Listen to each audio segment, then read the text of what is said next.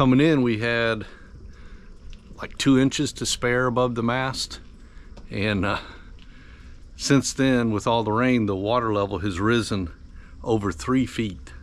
So we're trapped. Hi, I'm Ron. And I'm Marie. 10 years ago, we bought a broken down trawler for $4,000. And nothing worked, not even the kitchen sink. After a lot of hard work and help from our friends and family, we moved aboard Elixir full time. And now we are cruising this old boat while the work and fun continues. So subscribe and give us a like and come along with us, cruising this old boat. But we almost hated to leave Three Forks Harbor because it's probably the friendliest marina we've ever been to. I mean, the people just bent over backwards to make us feel welcome. And we almost stayed longer because we were just enjoying it so much being there with everybody. But it's starting to get cold, so we've got to head south.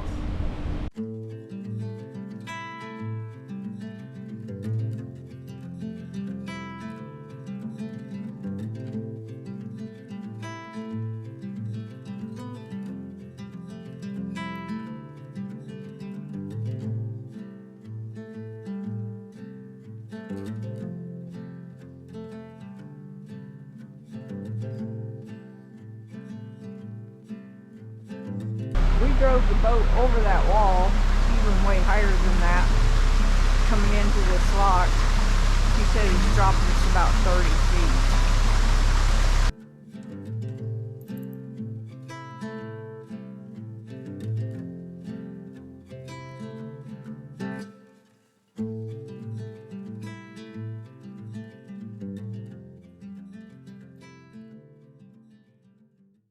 The last 2 or 3 days at Fort Gibson, I guess if I was writing it'd be Fort Gibson / Muskogee, Oklahoma. I wasn't feeling well the last 2 or 3 days, so we didn't get as many sightseeing trips as we would have liked. The people there are just amazing.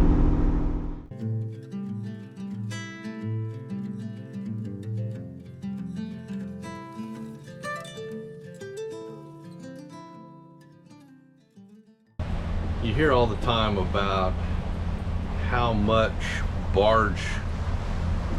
cargo barges can carry compared to semi-trucks, train cars, etc. And when you see them floating down the river, you're like, man, it doesn't look like they have that much in them. But when you see one sitting high and dry, empty, you can see how much of the barge is underneath the water, and then you realize they are carrying a lot of cargo. You just don't see it because about 9 foot of it is under the water.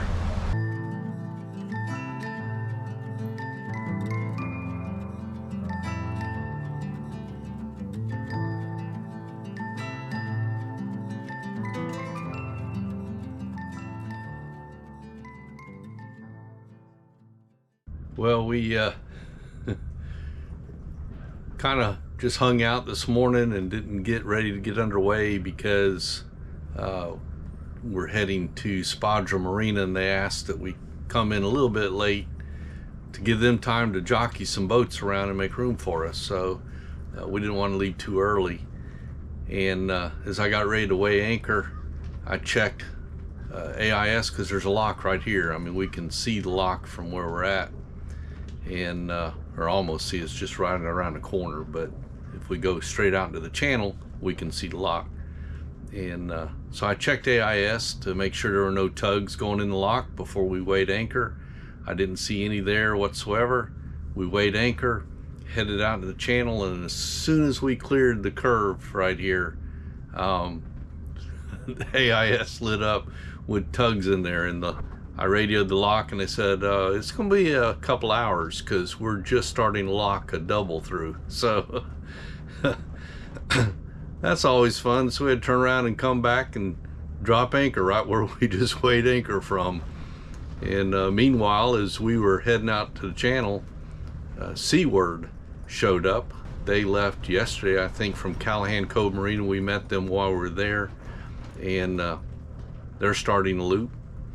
So they just happened to show up at the same time, so they're in the same pickle. So they came over and dropped anchor right by us, and we'll both just sit here and wait for a couple of hours till they clear up the lock.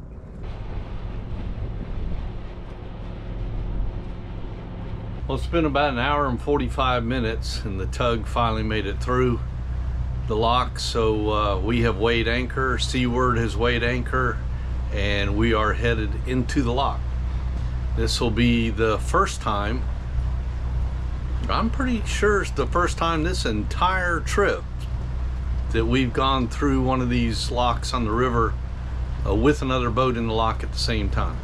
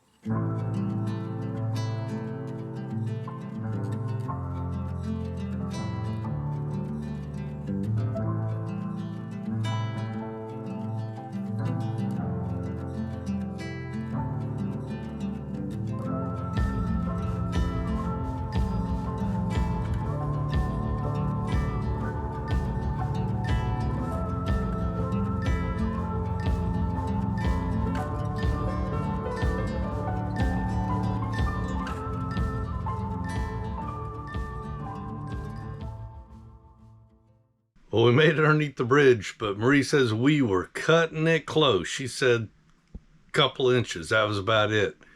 We saw in the weather reports that a storm front was moving in, so that's one of the reasons we came to Spadra Marina, was to wait out the storm. And in a way, it was a good thing we did, because it rained for 3 days straight. Just non-stop, 24 hours a day for 3 days. And so that was the good part. Bad part is, as you saw coming in, we had like 2 inches to spare above the mast. Since then, with all the rain, the water level has risen over 3 feet. So we're trapped. Luckily, I designed the mast to where it will drop and give us a little extra height. So I've got to do that right now, drop the mast, but with over 3 foot rise, I'm a little concerned whether our bimini will get underneath it. So I've got to go measure that too. But so we're trying to get out of here as quickly as we can right now. We're prepping everything to get underway. Because the water is literally rising as we're watching it on our depth chart. So we've got to beat feet before it gets too much higher. And Zach, the guy that runs, I think he's the owner of the marina here, he said it's going to get a lot higher before it stops. So we got to get out here now. And of course, adding to our concern is the rising water levels. It's got all the logs floating out into the river. So we know we're going to have to negotiate a lot of logs out there.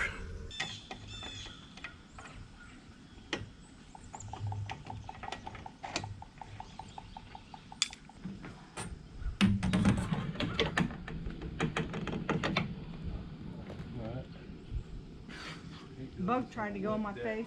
Huh? I hate doing this on a wet deck. I agree.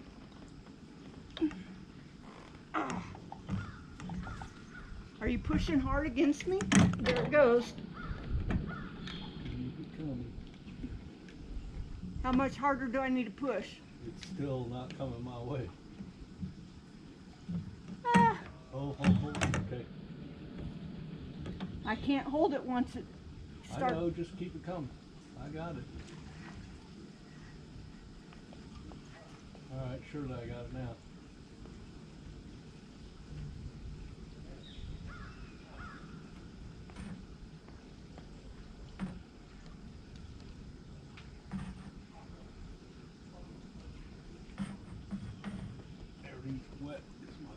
concerned. Yeah. I don't want my hands to slip and lose them. Well, we got everything ready to get underway. We are backing out of the slip right now. You all right? And of course it decided to start raining just as we're backing out. Oh boy. You can see that bridge is low now. Oh my goodness. See it? You think we'll be able to get under it? I sure hope so. Otherwise we're stuck here for a while Yep. till the water level goes back down.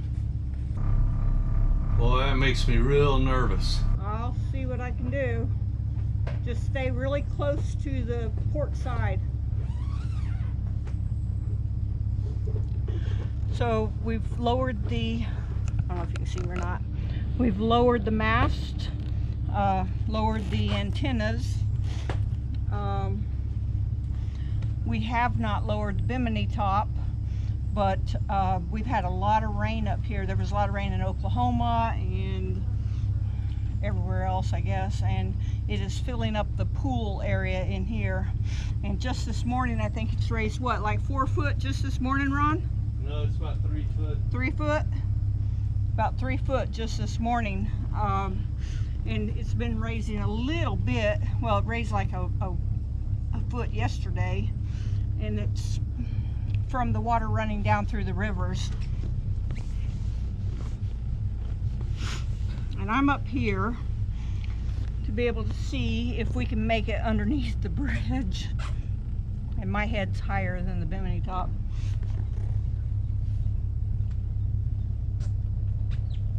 Got a lot of debris right there too. Yeah, logs all over the place.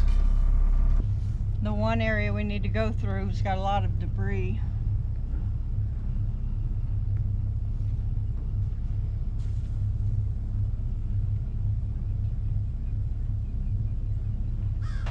We're too far away for me to be able to tell, because if I look right now, it looks like we're not going to make it. Yeah, that's what it looks like to me too. There's the bridge. Here's our bimini top. So it's a railroad bridge.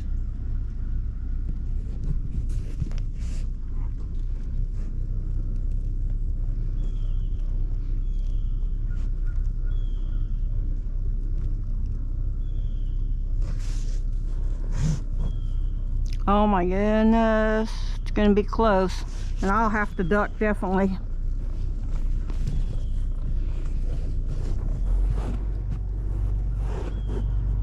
I think you're gonna make it.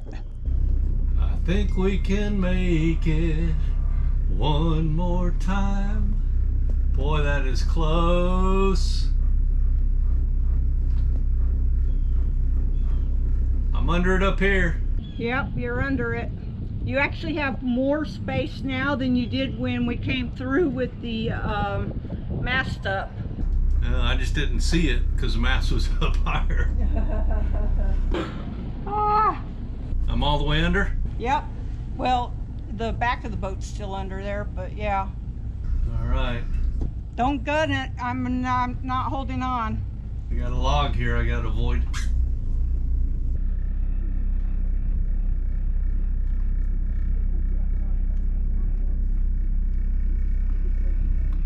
I'm in a debris field. We were passing this tree that's floating down the water, and there's a decoy duck stuck on the tree. So Marie decided she wants to get the decoy duck, so we'll see if she can do it. I'm gonna have to maneuver you over. Hold on. Yeah, I see him. Trying to push the log away from the boat a little bit.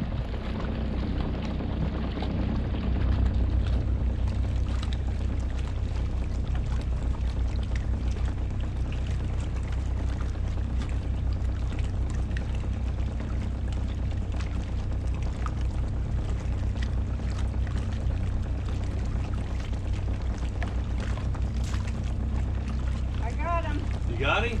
Yep, I got him. What do you think? Quack, quack. You better pay attention. There's another log in front of you. Thanks for watching.